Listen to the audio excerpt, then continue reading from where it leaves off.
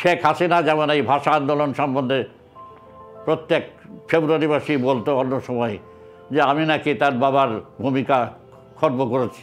এটা তার বাবার কি ভূমিকা ছিল সে নিজেই জানে না। আমার বাবা ভাষা আন্দোলনের জন্য বারবার জেলে গেছেন, যেটার কোনো ভিত্তি নাই।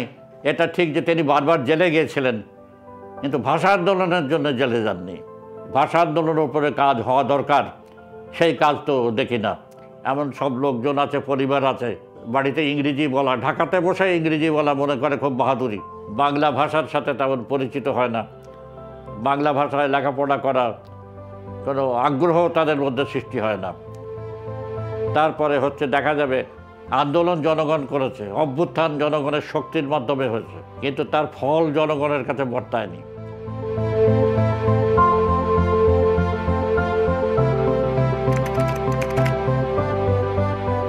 তখন দেখলাম যে এটা তো দুটো পর্যায় ছিল, একটা 48 সাল, একটা 52 সাল। এই দুই পর্যায়ের মধ্যে দেখা গেল বিস্তর ফারাক। কারণ 48 সালে ভাষা আন্দোলন যখন শুরু হয়েছিল তখন এটা মোটামুটি ছাত্র এবং বুদ্ধিজীবী কিছু তার মধ্যেই সীমাবদ্ধ ছিল। পাকিস্তানের পার্লামেন্টে এই নিয়ে আলোচনা হয়েছিল, তারা বলেছিল উর্দু রাষ্ট্রভাষা করবে, এই নিয়ে 48 সালে আন্দোলন হয়েছিল। কিন্তু সাধারণ মানুষ, দেশের কৃষক, শ্রমিক, এদের কোনো খবর তখন ছিল না ভাষা আন্দোলনের 48 সালের সময়। এমনকি ঢাকা শহরের যারা পুরনো বাসিন্দা তারাও ঠিক এর সমর্থক ছিল না।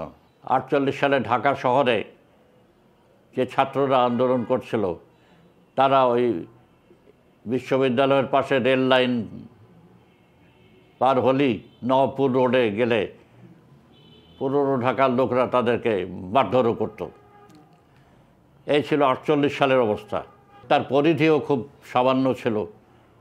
ঢাকা শহরে এবং কয়েকটা জেলায়, বিশেষত যশোর, সিলেট, চট্টগ্রাম, এরকম কি রাজশাহী, এই কয়েকটা জেলায় শহরে আন্দোলন হয়েছিল। দেখা গেল যে 52 সালে অবস্থা সম্পূর্ণ অন্যরকম। 52 সালে এই আন্দোলন শুধু ছাত্র, শিক্ষকের বা বুদ্ধিজীবীর মধ্যে সীমাবদ্ধ ছিল না, সমস্ত দেশে ছড়িয়ে গিয়েছিল। এবং ব্যাপকরা যে কৃষক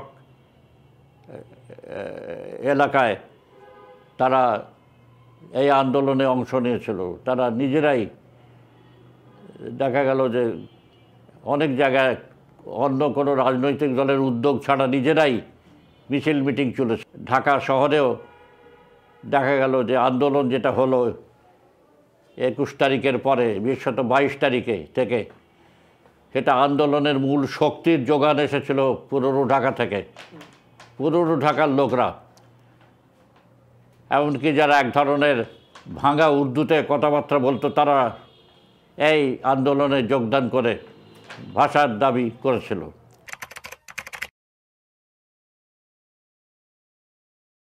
ভাষা আন্দোলন তো কোনো আধ্যাত্মিক আন্দোলন না,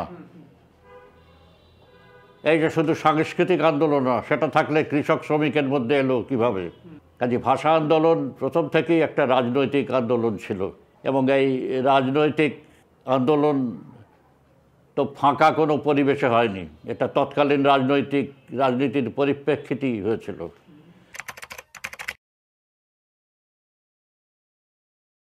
অন্যান্য মূল জিনিস ছিল, যেমন দেখা গেল যে 1947 সাল থেকে নিয়ে 48, 49, 50, 51 সাল একটু এই যে তখন দারুণ খাদ্যাভাব ছিল সারা দেশে, দুর্ভিক্ষের মতো। বিশেষত দক্ষিণাঞ্চলে খুলনা, বরিশাল, উত্তরে রংপুর ইত্যাদি জায়গায় লোকের কোনো কাজ ছিল না, জিনিসপত্রের দাম বাড়ছিল ইত্যাদি, ফসলের দাম ছিল না, চোরাকারবারিদের একটা ভীষণ প্রতাপ ছিল। এই গ্রামাঞ্চলে এইসব কারণে কৃষকরা আগে যারা মনে করেছিলেন পাকিস্তান আমলে দুধে ভাতে থাকবে, তাদের চিকিৎসা হবে, শিক্ষা হবে, তাদের নিশ্চিন্ত জীবন হবে, তারা সেক্ষেত্রে কোনো কিছুই না পেয়ে সরকারের বিরোধী হলো। এবং তারই একটা প্রতিফলন এই 52 সালের ভাষা আন্দোলনে হলো। প্রথম দিকে শিক্ষা বা ভাষার উপর আন্দোলন হলেও পরের দিকে এটা একটা বিস্ফোরণের মতো গণ অভ্যুত্থানে পরিণত হয়েছিল। এখন যেমন দেখা গেল এই জুলাই আন্দোলনের সময় 24 সালের, যেটাকে আমরা বলেছি স্ফুলিঙ্গ থেকে দাবানল হয়েছে, মান্য সালেও 21শে ফেব্রুয়ারি স্ফুলিঙ্গ দাবানল সৃষ্টি করেছিল সমস্ত দেশময়। এবং সেইটা যখন সৃষ্টি হলো তখন লোকের দাবি দাবা চিন্তা এটা শুধু ভাষার মধ্যে ছিল না, তার মধ্যে ছিল তাদের ভাত কাপড়ের সমস্যা, তাদের চিকিৎসার সমস্যা, তাদের অন্যান্য সমস্যা, নির্যাতনের হাতে, সরকারি যে নির্যাতন ছিল তার হাত থেকে মুক্তির সমস্যা ইত্যাদি। মানুষ অনেক আশা করেছিল। শুধু এই ভাষা আন্দোলনই নয়, দেখা গেল যে 49 সালে যে একটা নির্বাচন হলো টাঙ্গাইলে, একটা আসন খালি হয়েছিল, সেখানে নির্বাচন হলো প্রাদেশিক পরিষদে।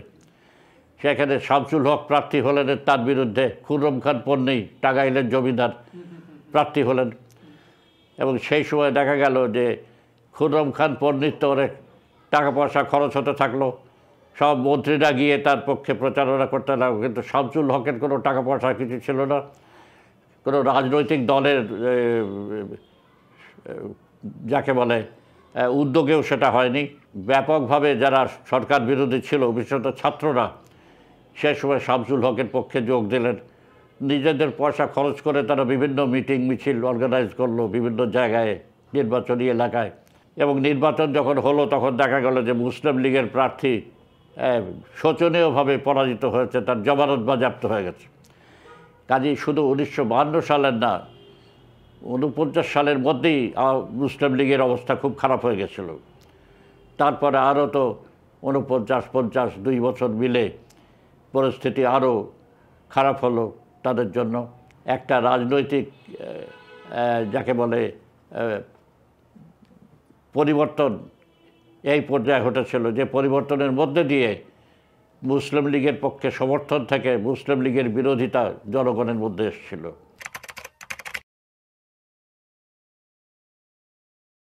আমি এ বিষয়ে তদন্ত করা এবং অনুসন্ধান শুরু করেছিলাম অনেক পরে, এটা 69-70 সালের দিকে, তার কিছু আগে থেকে। তখন এর মধ্যে তথ্য কোত্থেকে পাওয়া যাবে, কিভাবে হবে? এজন্য, আর আমি তো বাইরের লোক, বর্ধমান থেকে এসেছিলাম 50 সালে, এখানকার ইতিহাস সম্পর্কে অত কিছু আমি জানতামও না। এবং যেহেতু এই ধরনের কোনো কাজ করার আমার চিন্তা আগে ছিল না, সেজন্য আমি সেরকম কোনো খোঁজ খবরও রাখিনি। কাজে এই বইটা লেখার সময় তখন তথ্য কিভাবে সংগ্রহ করা হবে, কেননা ভাষা আন্দোলনের উপর তো তখনও পর্যন্ত প্রকৃতপক্ষে কোনো কাজই হয়নি। এবং সকলে ফেব্রুয়ারি মাস এলেই বলতো যে এটা মহান আন্দোলন, হ্যাঁ বিরাট আন্দোলন। তখন আমি প্রথমে ঠিক করলাম আমি কয়েকজনের সাথে আলোচনা সাক্ষাৎকার নেবো আলোচনা, সেজন্য প্রথম আমি কমরুদ্দিন আহমদের সাথে দেখা করলাম।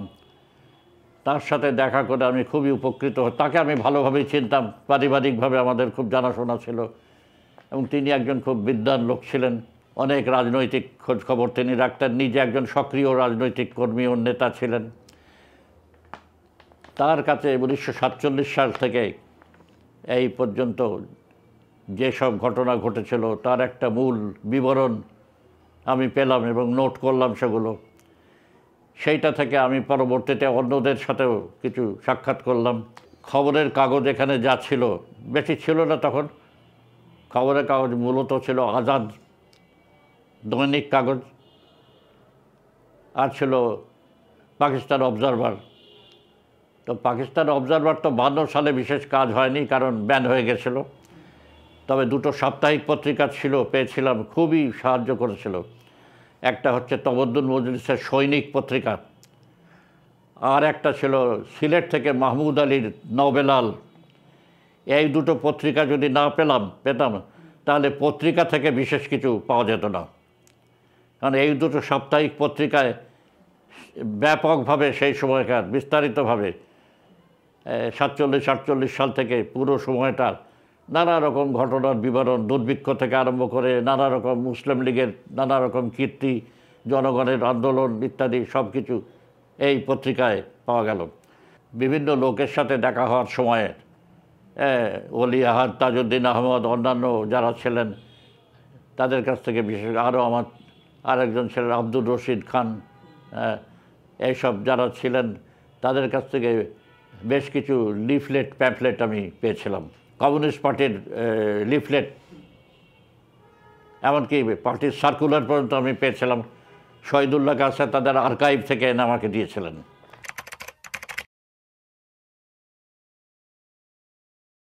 সাক্ষাতের সময় গেলাম, তিনি আমাকে বেশ কিছু লিফলেট প্যাম্পলেট দিয়েছিলেন পুরনো, তার কাছে অনেক তিনি আগে সংগ্রহ করতেন, তার কাছ থেকে সবচেয়ে বেশি পেয়েছিলাম।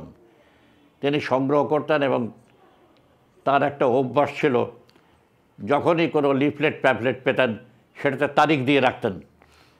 কেননা এগুলোতে আগেকার দিনে তারিখ দেওয়ার খুব একটা অভ্যেস ছিল না লোকজনের, তারিখ পাওয়া যেত না। একটা লিফলেট বিলি করেছে কিন্তু তাতে তারিখ নেই, কাজে ওইটা থেকে বোঝা যেত না যে ঠিক কখন হয়েছে। কিন্তু তাজউদ্দিন আহমদের থেকে যেগুলো পেয়েছিলাম সেগুলোতে সব আলাদা করে তারিখ লেখা ছিল, এইটা একটা গুরুত্ব। সেইগুলো দেখে আমি আবার খবরের কাগজ হাঁট করতাম। হ্যাঁ, খুবই সাহায্য হয়েছিল। তারপরে কথায় কথায় তিনি বললেন যে দেখুন, আমার কাছে একটা ডায়েরি লিখেছিলাম, আমি ডায়েরি লিখতাম, সেই ডায়েরি আমার কাছে আছে, আপনার কোনো কাজে আসবে কিনা আমি জানি না। আমি না, আরে তাড়াতাড়ি নিয়ে আসেন। তখন উনি সেটা নিয়ে এলেন, একটা পুরো থলির মধ্যে ডায়েরিগুলো ছিল। দেখলাম ডায়েরি সব ইংরেজিতে লেখা, 1947 থেকে 56 সাল পর্যন্ত ডায়েরি। তা আমি বললাম যে এটা তো একটা স্বর্ণখনি, মানে তথ্য হিসাবে এটা একটা স্বর্ণখনি। তো উনি বললেন তাহলে আপনি নিয়ে যান, এগুলো আপনার যদি কাজে লাগে। আমি সেগুলো নিয়ে এসে দেখলাম এবং তারপরে আমি 1947 থেকে 52 পর্যন্ত ডায়েরি রাখলাম। কেন এই ডায়েরিটা আমার খুব কাজে লেগেছিল, কেন এই ডায়েরিতে এমন সব জিনিস ছিল যা কোনো খবরের কাগজে বা এমনকি সাক্ষাৎকারেও লোকের পক্ষে মনে রাখা সম্ভব ছিল না।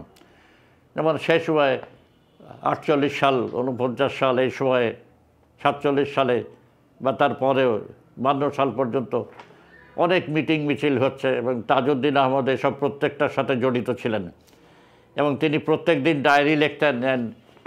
47 থেকে 56 সাল পর্যন্ত প্রত্যেক দিনের এন্ট্রি আছে উইদাউট ফেল, এবং এই ডায়েরিতে তিনি লিখছেন কোন জায়গায় মিটিং হচ্ছে, কারা সেখানে উপস্থিত রয়েছে, কে সভাপতিত্ব করছে, কি বিষয়ে আলোচনা হলো, কি প্রস্তাব হলো, এইসবের খুঁটিনাটি অনেক সেগুলো ছিল, যেগুলো কোথাও আর পাওয়ার সম্ভাবনা ছিল না। কাজে এদিক থেকে তাজউদ্দিনের ডায়েরি খুব সাহায্য করেছিল।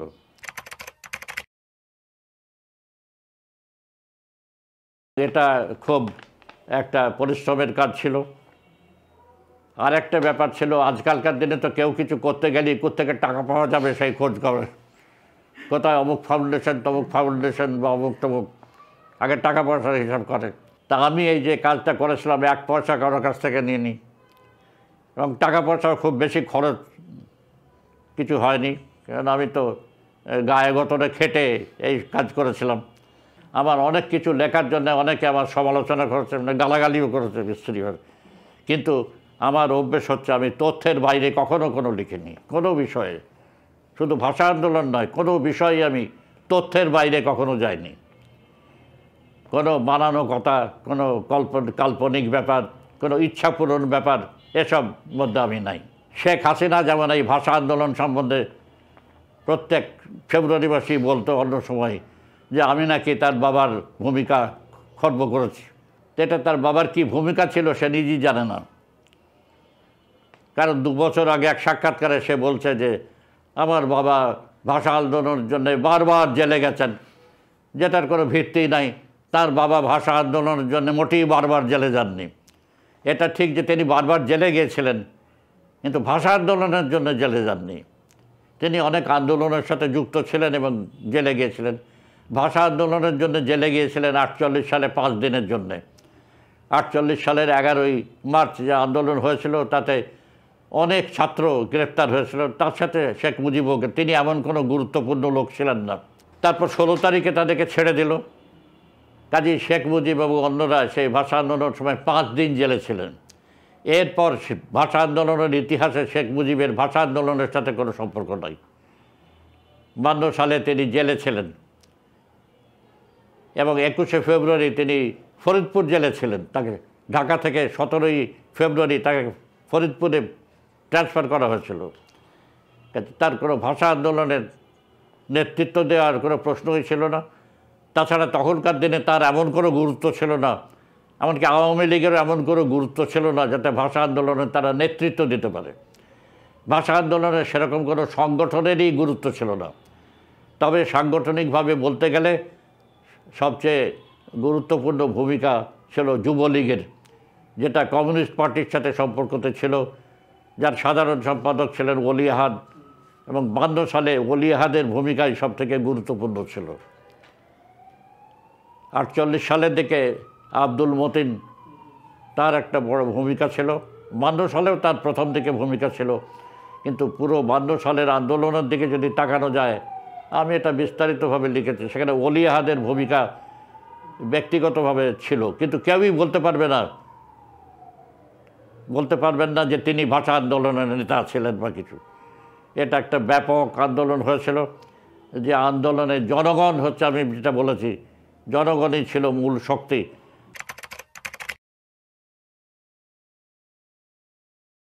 এখনও পর্যন্ত যদিও বলা যেতে পারে যে ভাষা আন্দোলনের উপরে অন্য কোনো উল্লেখযোগ্য কাজই হয়নি, খালি একমাত্র ভবিষ্যতে হয়তো হবে, কিন্তু ভবিষ্যতে যিনি কাজ করবেন বা যারা কাজ করবেন তারা দুটো তথ্য থেকে, সূত্র থেকে বঞ্চিত হবেন।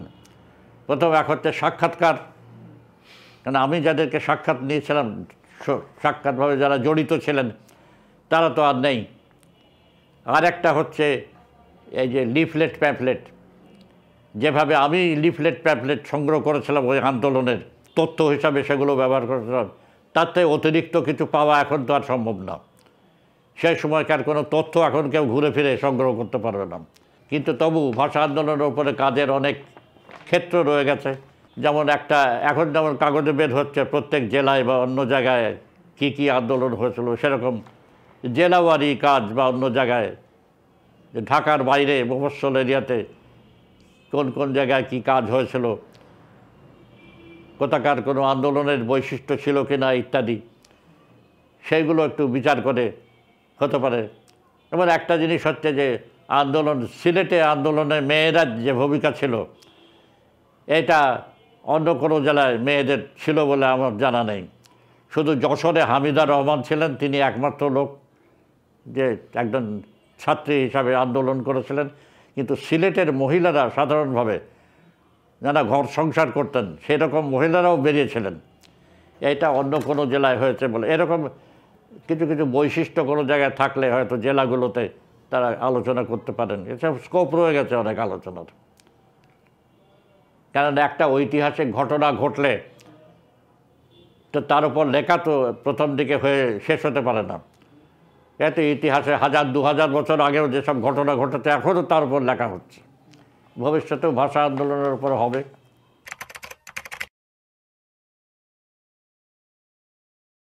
সেই 52 সালে কবে ভাষা আন্দোলন হয়েছে, তারপরে পাকিস্তান সরকার রাষ্ট্রভাষা হিসাবে স্বীকৃতি দান করেছে আনুষ্ঠানিকভাবে, যাই হোক আসলে না হলে, কিন্তু এটা তো গেল রাষ্ট্রের কথা। কিন্তু যারা আন্দোলন করেছিল তারাই বা কতখানি এটাকে স্বীকার করেছিল ভাষা। এতদিন পর এখনও বাংলাকে চালু করতে হবে এই বলে আন্দোলন হয়। এখনও পর্যন্ত দেখা যাবে যে দোকানপটের নাম সব বেশিরভাগই ইংরেজিতে লেখা থাকে। ভাষা আন্দোলনের বাংলা ভাষাকে যে জায়গায় নিয়ে যাওয়ার কথা ছিল, শুধু রাষ্ট্রভাষা নয়, এটা অন্যান্য ক্ষেত্রেও জীবনের, শিক্ষা জীবন, অন্যান্য জায়গায় নিয়ে যাওয়ার কথা ছিল, সেরকমভাবে তো বাংলাদেশে হয়নি।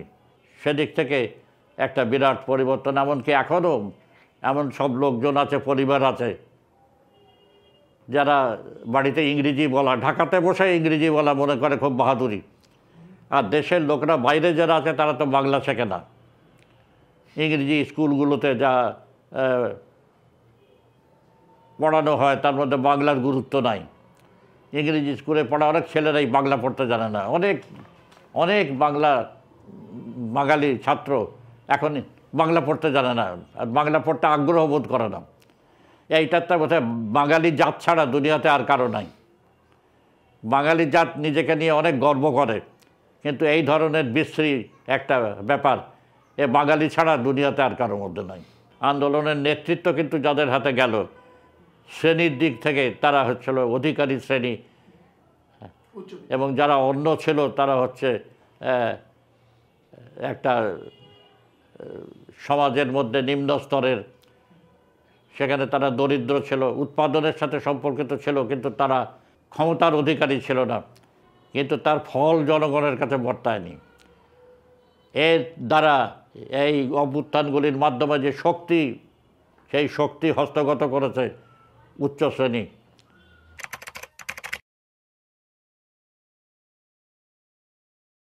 বাংলা মাধ্যম স্কুলগুলোর যে স্ট্যান্ডার্ড খুবই কম, সেজন্যে লোকরা বাংলা মাধ্যম স্কুলে নিজেদের মধ্যবিত্তরা পাঠাতে চায় না। এখানে ইংরেজি মাধ্যম অনেক স্কুল হয়েছে, তারা সেখানে পাঠায়। তারপরে সেখানে দেখা যায় যে তাদের যে সিলেবাস, লেখাপড়ার ব্যবস্থা, সেখানে বাংলার বিশেষ কোনো স্থান নাই, ইংরেজির মাধ্যমেই সব হয়।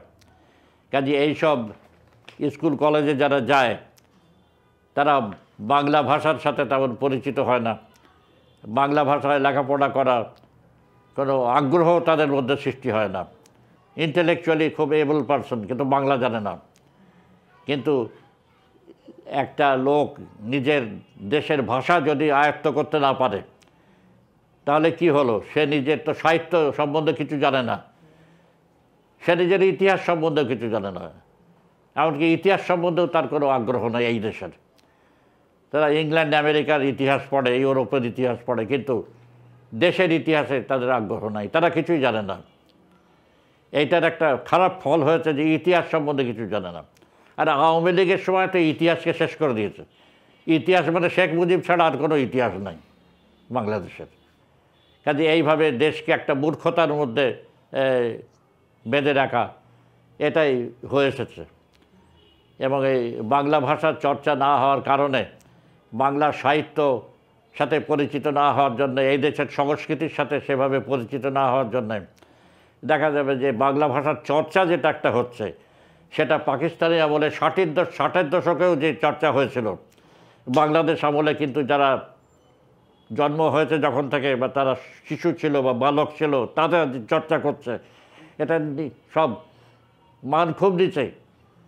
এখানে বলা যাবে না যে এমন কোনো কাজ হয়েছে যা উল্লেখযোগ্য এদের দ্বারা, যে নিজের ভাষার থেকে বিচ্ছিন্ন হয়ে, নিজের ইতিহাস থেকে বিচ্ছিন্ন হয়ে কেউ কখনো ভালো করতে পারে না। যে দেশের লোক বাংলা জানি না বলতে গর্ববোধ করে, নিজের ভাষা জানি না বলতে জানে না, চিন্তা করেন একজন জার্মান ইন্টেলেকচুয়াল, জার্মান জানে না, চিন্তা করতে পারেন কোনো একজনও নাই। ইংরেজি জানে না এরকম একজনও নাই।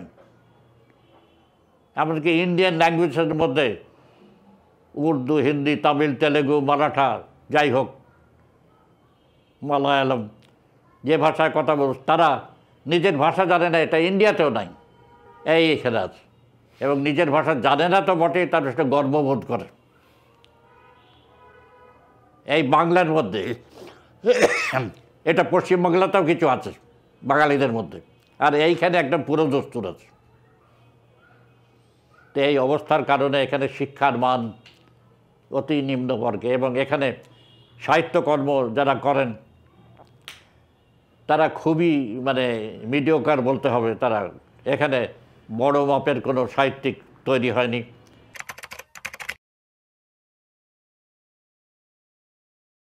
এর বইমেলায় হাজার হাজার বই বেরোয়।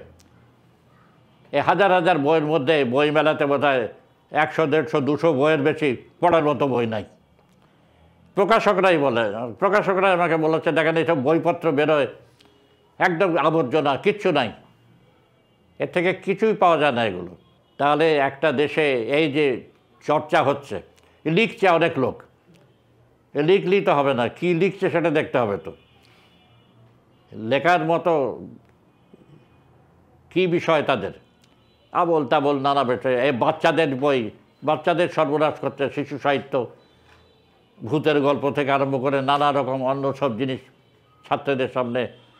এবং কিন্তু সবগুলো বই বেরোচ্ছে রংচঙে প্রচ্ছদ, কাগজে ছবি দেয়, বাচ্চারা খুব প্রচ্ছদ দেখে বই কেনে। শুধু বাচ্চারাও নয়, বয়স্করাও অনেকে প্রচ্ছদ দেখে বই কেনে, বই কিনছে হুচুকের মধ্যে। কিন্তু আসলে দেখা যাবে এই বইগুলোর মধ্যে, ওই 3000 বইয়ের মধ্যে 2-250 বই খুব জোর হয়তো পড়ার মতো, তার চেয়ে বেশি পড়ার মতো বই নাই।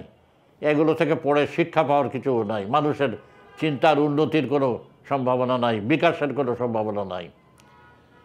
তো এই অবস্থায় বাংলা সাহিত্য পড়ে গেছে। এবং এটাকে প্রোটেকশন দেওয়ার জন্যে এই যে বইমেলা বাংলার, এই বইমেলার বাংলায় কিন্তু অন্য দেশের বই বন্ধ আছে।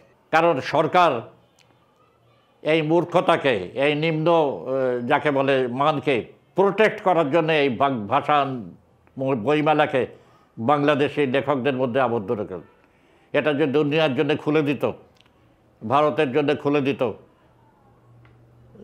ইংল্যান্ড ইউরোপের জন্য খুলে দিত, জাপানের জন্য খুলে দিত বন্ধ, তাহলে এখানে অন্য দেশের বই আরও ব্যাপক আকারে আসতো, এটা কম্পিটিশন হতো, লোকে দেখতো। কিন্তু সেটাতেও এখানকার যারা বুদ্ধিজীবী আছে, যারা এই তথাকথিত লেখক আছে, শাসক আছে, তাদের তো জন্য একটা হুমকির মতো। কাজে এই বইমেলাকেও এখন কোনো দিন দাবি ওঠে না যে বইমেলাকে খুলে দাও। আর ভারতে নানা রকম অপকর্ম হচ্ছে, শয়তানি আছে, কিন্তু সেখানে তো অনেক ভালো কাজ হচ্ছে লেখাপড়ার প্রত্যেক ভাষাতেই, সেই সব তো এখানে আসতে পারে। ভারতে দেখা যায় যে মৌলানা আজাদ, আবুল কালাম আজাদের সময় হয়েছিল যে বিভিন্ন ভাষায় যে সমস্ত সাহিত্য রচনা হয়ে গেছে, এক ভাষা থেকে আরেক ভাষায় অনুবাদ করার ব্যবস্থা সরকার থেকেই করছিল। এবং কোনো বই সেইভাবে অনুবাদ করলে প্রথম যে সংস্করণ, সেটাকে সরকারিভাবে সাহায্য দেওয়া হতো ইত্যাদি। তার মধ্যে বিভিন্ন এলাকার বিভিন্ন ভাষার মধ্যে আদান প্রদান। এইখানে কি করেছে, এখানে তো সব বন্ধ। ভারতের যে ভাষাগুলো রয়েছে অন্য, বাংলার বাইরে হিন্দি, মারাঠি, মালায়ালাম, তামিল, তেলেগু, পাঞ্জাবি, এইসব ভাষা তো বাংলা ভাষা থেকে অনেক দূরে। বাংলার সবচেয়ে নিকটবর্তী ভাষা হচ্ছে উর্দু, হিন্দি।